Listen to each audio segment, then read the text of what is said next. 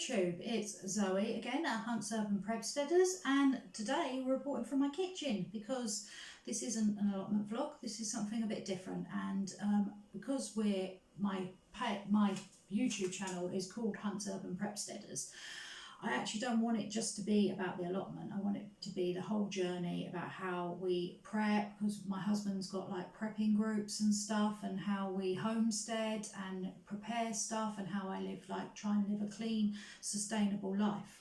So today I'm going to do something that's been requested quite a lot on my husband's groups, which I will link in the description, and this is my fruit leather. Now, I'm making this for about a year and I've got it absolutely perfect, and I have a special secret ingredient, so please carry on watching to see the secret ingredient.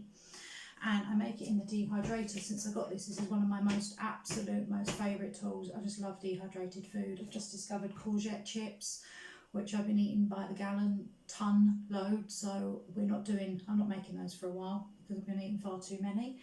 And so today I'm going to make fruit leather. So why do we make fruit leather? Well, one of the reasons is if you're going to be prepping or storing food, most of the ways you store fruit is with sugar, and I don't really want to be in a survival situation having to eat loads of sugar, feeding my kids loads of sugar.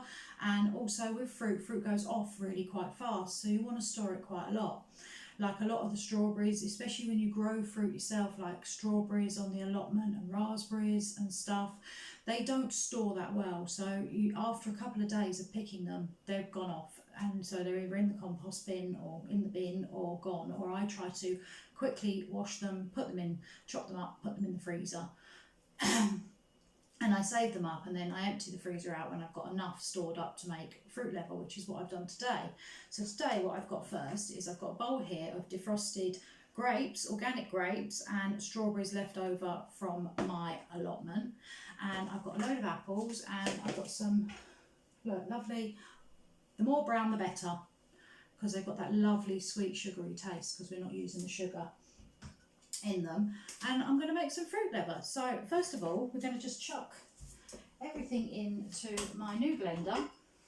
So I hope you can see this behind. This is my just quick word thing. I have said I've got a very small kitchen. As you can see, this is actually my whole kitchen. So I have to try and keep everything on the shelves because I've got hardly any cupboard space, and I'm doing my very best to try and film in this tiny little space with the worst lighting ever, which is making me look like some kind of zombie. So I do apologise for that, but this doesn't matter. So first of all, I'm going to pour the berries into the jug.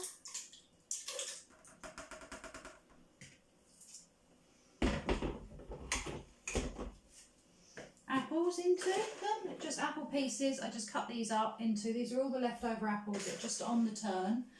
And my daughter is really funny about eating apples with even the slightest bruise on them or anything. So if I'm not making apple cider vinegar with them, and apples make a great texture in fruit leather, so that's a really good one.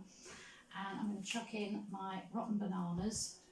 One thing to do is to make sure that your fruit is really defrosted, or it goes quite stodgy in your blender. You don't want to do that. A couple of bananas. Actually, I had another banana knocking around somewhere, which I'm going to just chuck in, and I'm going to chuck those old bits over there, which can just go over here on the sink. Chuck all those in. Now this could explode. It's a brand new blender, first time I've used it, so good luck, wish me luck, fingers crossed guys. And we're just going to blitz this up. Be helpful if I turn the plug on, wouldn't it? Here we go.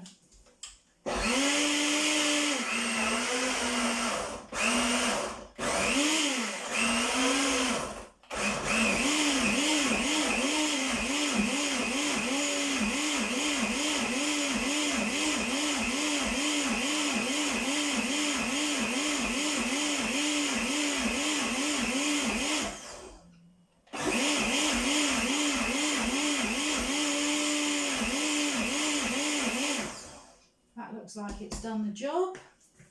Move that bowl.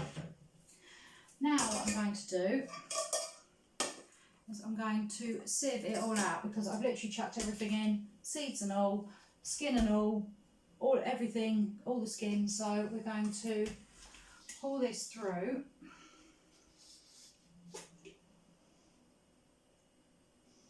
Oh, it smells amazing. And pour this through the sieve.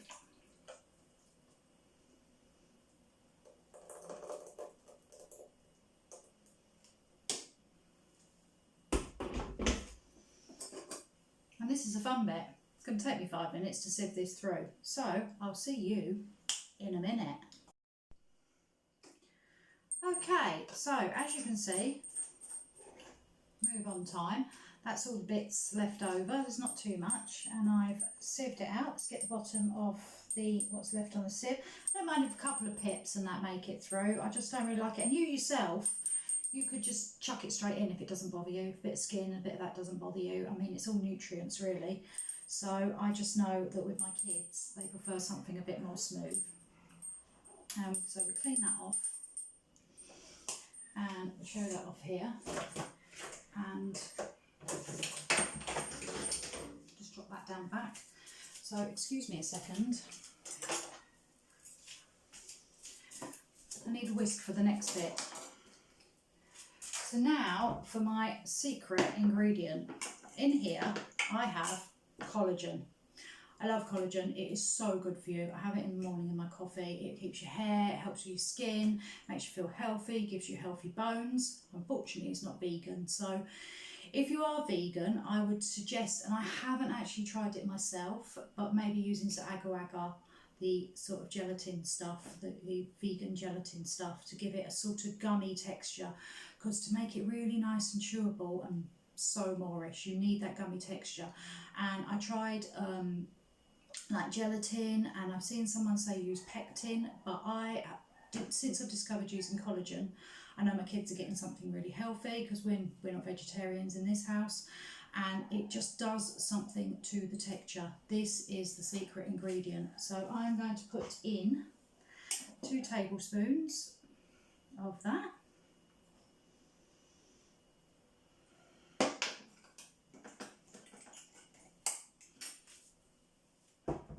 And this is a erythritol, which is the sugar substitute. Now, you could go without, if you don't like the sugar taste at all. If you want sugar, you could use sugar. Or if you like stevia, I'm not really a fan of it, you could use that. Coconut sugar, you could use coconut sugar, but I prefer erythritol. It's not quite as sweet as sugar. It's got kind of a mild taste to it, and it just adds, and I'm going to put 2 tablespoons of that in. So that's that. Now we're going to stick it on the heat. You can see over here. Whisk it in.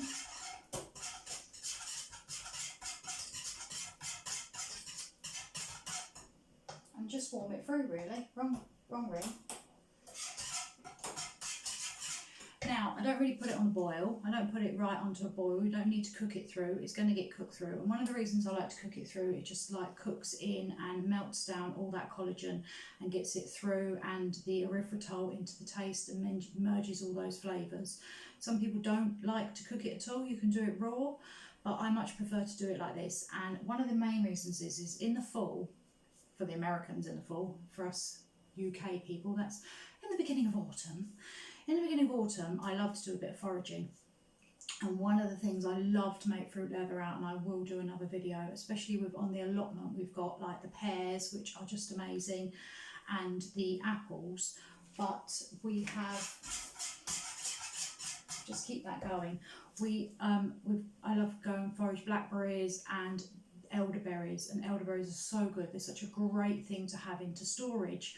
But once again, I live in quite a small place, urban environment, and keeping stuff in the freezer isn't great. So you can dry them and make powder out of them if you want, and then take the powder if you want the vitamin C, because they're so strong in vitamin C. But I like to just put them in the fruit leather, because that way, excuse me, it's one of those ways that I can get the kids to eat the fruit, and I can get them to eat other things. And then this is something else, you could put like anything you like in it really. Like this one, I've literally got grapes, strawberries, apples and bananas. It's a very simple one, but I like just to mix berries. And sometimes if I just fancy making it and I haven't got enough berries left over, I just buy a big bag of frozen berries, which don't tell anyone because it's supposed to be the storing it. So I'm going to heat this through and I'll just whisk it in. And you're literally just going to get it so it's just starting to bubble. And then you're going to take it off the heat and leave it to cool. So after that, I'm going to leave it now and I'm going to turn the video off, and once it's cooled down, I'm going to turn it back on and show you how I put it into the dehydrator. Okay, so now we're back. Seems like only a minute to you, second to you, but it's been an hour to me. So the stuff has cooled from warming it up in the oven, and now I'm going to put it in the dehydrator. Now what I do is I use, you can see it, the Bako foil non-stick. It's probably back to front for you, but it's Bako Steel non-stick, the baking paper, and it's like a brown parchment paper. This is the absolute best one to use. I've tried a couple of others and this is the one that I use. It's the best one. I know you can get like silicone sheets that you put inside your dehydrator, but I haven't invested any, and the paper works just fine for me, and I actually sometimes use it twice if I can peel the stuff off okay. Now you don't have to use a dehydrator to do it, you can do it in the oven. If you just lay the paper down on a baking tray and pour the stuff on and smooth it all out, and it's probably better because with these, as you can see, you've got the hole, so I have to cut it to shape to fit in here, so it's like a lot of pen and paper and rulers and cutting involved. It's a bit fiddly, and it's probably a lot less fiddly to do it in the oven. I don't like to do it in the oven, and I like to use a dehydrator mainly because it can take about 6 to 8 hours to dehydrate and to get the right consistency on it, and I just don't have the oven free for that long. We're always using the oven for something, and I usually like to do it overnight. So I don't put it in the oven, but I know a lot of other people do. So if you haven't got a dehydrator, you can still make fruit leather. You put it on a baking sheet in the oven on about 100, and you really want to leave that for about 7 hours and just keep checking it. Once you can see it set, then just take it out to cool down and you should be able to peel it off the paper and cut it to size. But I like to do it on here. So now you want to get it nice and thick, and I'm just going to put it down on the paper, and I usually just do it in strips down either side.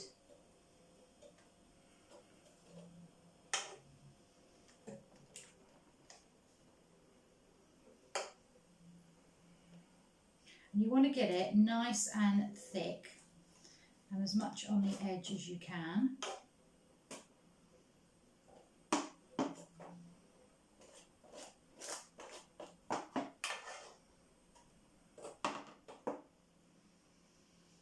So make sure it's all smoothed out and even. And I just do strips down either side. Now the other thing is I only like to do 3 layers. As you can see here, I've got 3. Because you've got the paper in it and the heat coming up, it doesn't generally heat up until to dehydrate all the way through if you go up any more. So what I usually do is, if I have more liquid than I do for the 3 shelves, I just peel off, and I usually use the paper again, it's okay twice, and put some more on top and put some more on, and I put it through again the next day. So I do it like that. So now we've got this going through the dehydrator, and I'm just going to carry on doing it, and I will see you when I've finished. Okay, so I finished spreading out the liquid from the fruit leather, and as you can see, I had a little bit extra, so I've done some little squares. I've got a bit on every level actually. I've done a little bit more than I realised. So there's your 3 levels. And what I'm going to do now is I'm going to turn it on to about 60, as you can see here, and I'm going to leave that for about 3 hours at about 60, and I'm going to do an hour on each level at the bottom. So I'm going to rotate it, and then I like to turn it right down to the 40 and just leave it overnight, and in the morning it'll be absolutely perfect. So just stick that away, put the lid on, and we will see you in the morning to show you the finished product. Okay, so it's the next morning, and as you can see, I've lent the camera down so you can see the actual fruit leather, and here is the finished product. So I'm just going to show you it peeling off, and this has been sitting for a while, so it's easier when it's warm. And as you can see, there is your beautiful fruit leather. And then what I do is I personally like to trim it into strips. As you can see, it cuts really nice with a nice clean pair of kitchen scissors. And then we just roll it up and store them in a jar. And there you go. There's a whole thing. You can see the little bits that were left over. And as you can see, it's really lovely, stretchy, chewy, perfect fruit leather. Okay, YouTube, thank you for watching. Please don't forget to like, share and subscribe. I really hope you like my recipe. The other thing I was going to say is we store ours in a jar. It doesn't last long in my house. It's not really good for storing. Because we just eat it all. It's so moreish, be warned, you won't be able to stop eating it. But the other thing is if I do really want to store it and hide it in the back of the cupboard for another time, I usually put the fruit leather, which I'm going to give you a nice close look of it. I put the fruit leather in between clean parchment paper, and then I vacuum seal it and hide it in the back of the cupboard. So for a later date it'll be alright. That's if I'm making mountains of the stuff, like in autumn when I've got a lot of fruit. So I really hope, like I said, please don't forget to hit that like button and share with your friends, and comment below and tell me what you think. Tell me if you've given it a try and what you think of using the collagen, and also if you've used the agar agar or if you have any other ideas. I hope you enjoyed the video. Thank you for watching. Goodbye.